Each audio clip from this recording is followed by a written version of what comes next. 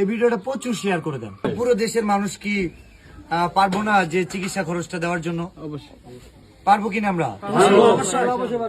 মা যদি তার সন্তানকে লালন পালন করে এই পৃথিবীর বুকে রেখে যাওয়ার জন্য নিজের কিডনি দিয়ে যেতে পারে, আমরা এই 10 লক্ষ টাকা সংগ্রহ করে দিতে পারবো ইনশাল্লাহ। এই 10 লক্ষ টাকা দেওয়ার জন্য 20 কোটি মানুষের দরকার হবে না, দরকার হাতে গোনা কয়েকটা মানবিক মানুষের। যদি বড় মনের সামর্থ্যবান মানুষ হইতো 10 জন যথেষ্ট ছিল।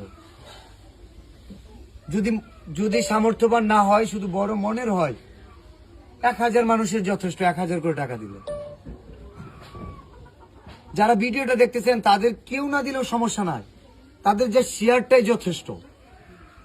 কারণ তারা ছাড়াও অনেক মানবিক মানুষ আছে, তারা যে একটা শেয়ার করছে এটাও একটা মানবিকতার কাজ। কারণ এই শেয়ারের মাধ্যমে একজন মানবিক মানুষের হৃদয়ে জায়গা করে নিবে এই কনি মিয়ার মায়ের যে কিডনি দিয়ে জীবন বাঁচানোর যে গল্প, এটা শুধু গল্প না, জীবন্ত ইতিহাস। আমরা যারা এই ভিডিওটা দেখতেছেন, শুধু একটাই অনুরোধ, আপনারা জাস্ট শেয়ার করে দেন। আপনারা 1 টাকাও না দিয়েন, যে শেয়ার করে দেন। মানবিক মানুষরাই যথেষ্ট। আর আপনি যদি মানবিক মানুষ হন, আপনার তো শেয়ার আমার বলাও লাগবে না। আমরা এটা চাই যে মানুষের কাছে জানান দেই।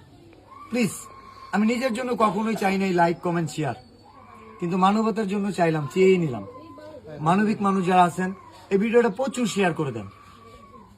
এন্ড মায়ের কিডনি দিয়ে সন্তান বেঁচে থাকার যে স্বপ্ন, এটা মায়ের স্বপ্ন। একটা মায়ের এমন স্বপ্ন আমরা কি পূরণ করতে পারবো না? ইনশাআল্লাহ পারবো। ইনশাআল্লাহ শেরপুরের কনি মিয়ার পাশে আমরা আছি। পুরো বাংলাদেশের কন্টেন্ট ক্রিয়েটর আছে, পুরো দেশের মানবিক মানুষরা আছে, প্রবাসীরা আছে। আমাদের একটা জিনিস জানেন কিনা, আমাদের ইন্ডিয়া থেকেও মানবিক মানুষরা সহায়তার হাত বাড়ায়।